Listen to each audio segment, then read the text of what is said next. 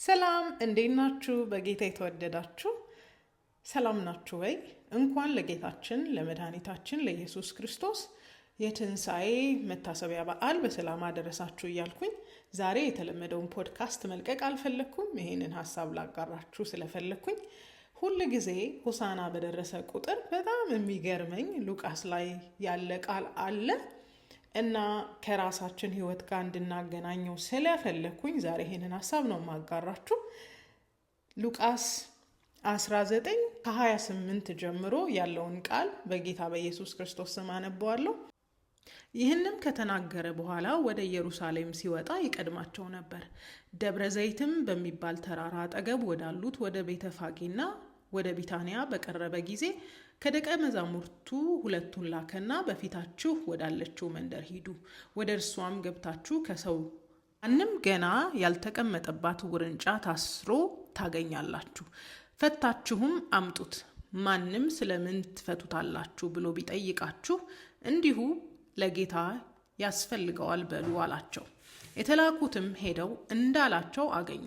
እነርሱም ውርንጫውን ሲፈቱ ጌቶቹ ውርንጫውን ስለምን ትፈታላችሁ አሏቸው። እነርሱም ለጌታ ያስፈልገዋል አሉ።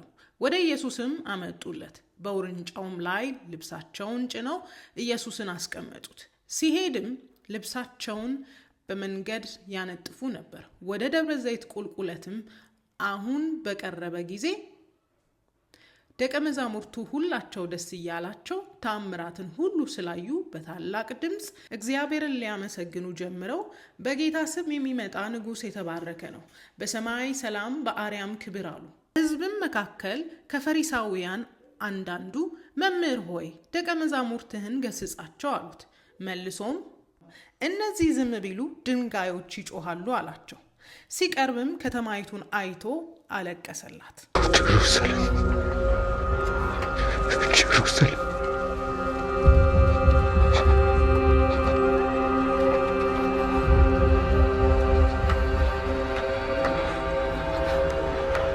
For the days will come upon you. እየዘመሩለት በእግዚአብሔር ስም የሚመጣ የተባረከ ነው እያሉለት፣ እሱ ግን ኢየሩሳሌምን አይቶ አለቀሰላት። በጣም ሁል ጊዜ የሚገርመኝ ቃል ይሄ ነው።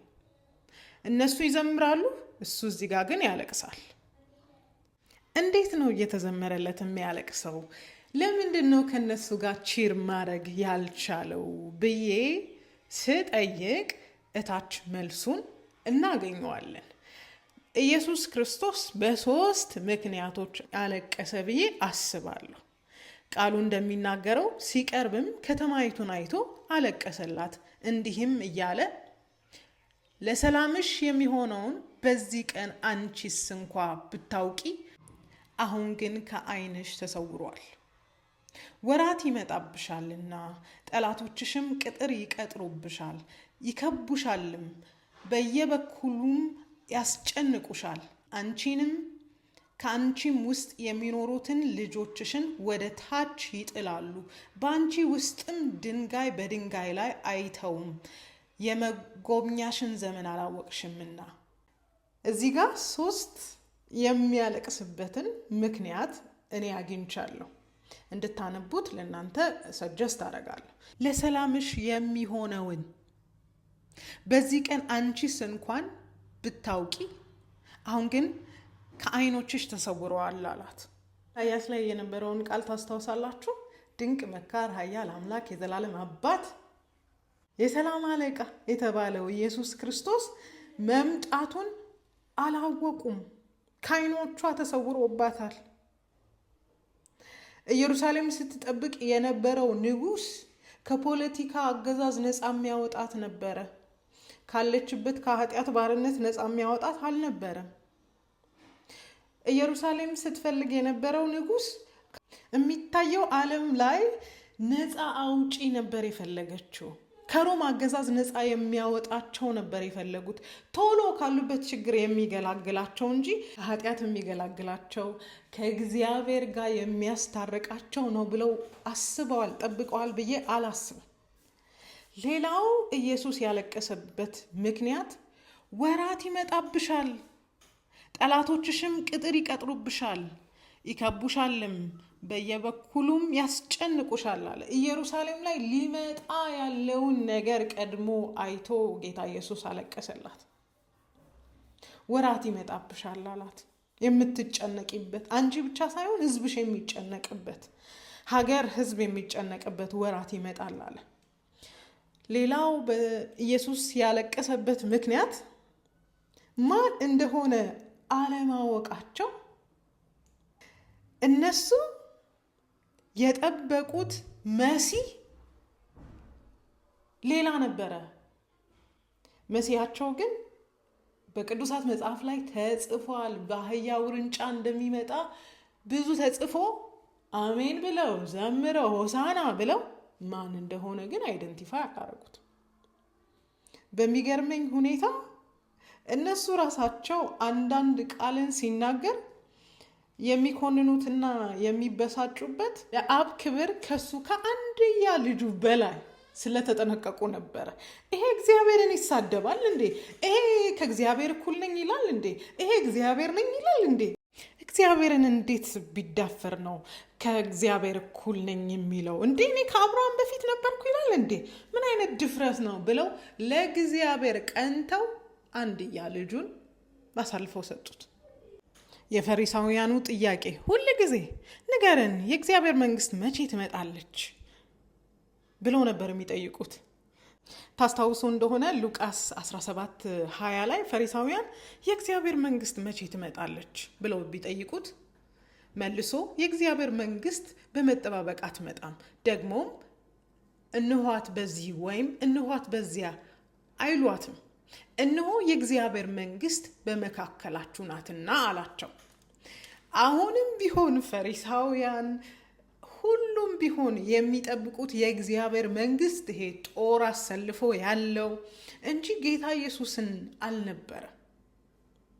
ይሄንን ነገር ወደ ራሳችን እንድንወስደው ፈልጋለሁ። የጸለይንበት ጉዳይ፣ ያለቀስንበት ጉዳይ፣ ያነባንበት ጉዳይ እጃችን ላይ ሆኖስ ቢሆን ብዬ አስባለሁ። አንዳንዴ እዚህ ጋር መቼም መሲህ እንደሚላክላቸው እያወቁ ብዙውን ጊዜ ስለ መሲህ ጸልየዋል ብዬ አስባለሁ። ግን መሲህ ይመጣበታል ያሉት ኤክስፔክቴሽናቸው ሌላ በመሆኑ የተነሳ የእግዚአብሔርን ፍቃድና የእግዚአብሔርን ሀሳብ ሲተላለፉ ነው የምናየው።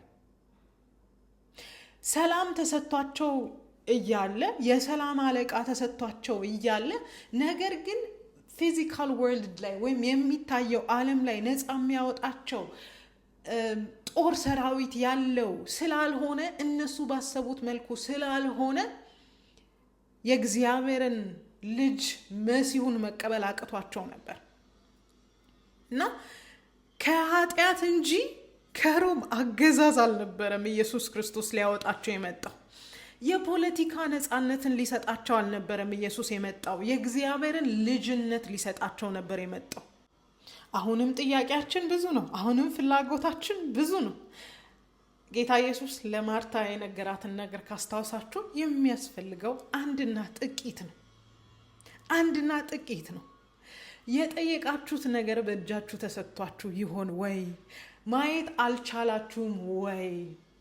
ጥያቄ አለኝ። የመጎብኛችሁን ዘመን ወራታችሁን አውቃችሁታል ወይ?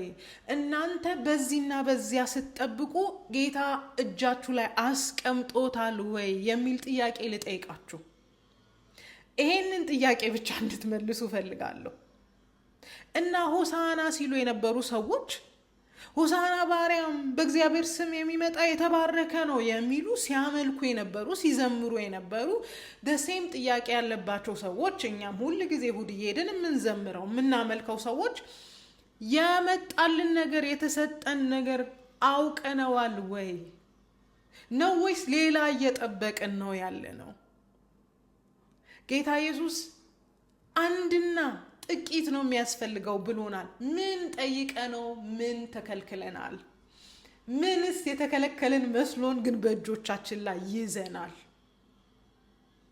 እባካችሁ በደንብ እንድታስቡ የምፈልገው የጠየቃችሁትን ነገር በአንድም በልኩ ወይ በሌላ ተሰጥቷችሁ አይኖቻችሁ ታውሩባችሁ ይሆን? ተሰጥቷችሁ የምትፈልጉት ነገር ስላልመሰላችሁ ኢግኖር አድርጋችሁት ይሆን? ወራታችሁ እንደሆነ ዘመናችሁ እንደሆነ አውቃችሁ ነገር ግን በምትጠብቁት ነገር ስላልመጣ ረስታችሁት ይሆን? ይሄንን ነገር ላስታውሳችሁ። ኢየሱስ ክርስቶስ ኢየሩሳሌምን ሲያይ ንጉሷ የመጣላትን ኢየሩሳሌም ሲያይ አዘነላት፣ አለቀሰላት። እሷው ኢየሩሳሌም እዛው ምዕራፍ 35 ቁጥር ላይ ወደ መቅደስ ገብቶ የሚሸጡትና የሚለውጡትን ሲያባረር ነው የምታዩት። መሲሁ መጥቷል፣ አላወቀችውም። የሰላም ንጉስ መጥቷል፣ አላወቀችውም። ከአብ ጋር የሚያስታርቃት መጥቷል፣ አላወቀችውም። ብዙ ምዕራፍ ሳትርቁ እነዚሁ የዘንባባ ዝንጣፊና ልብሳቸውን ያነጠፉለት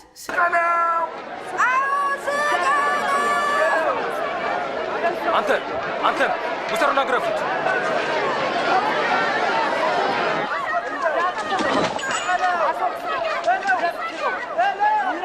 ስቀለው ሲሉ ነበሩ።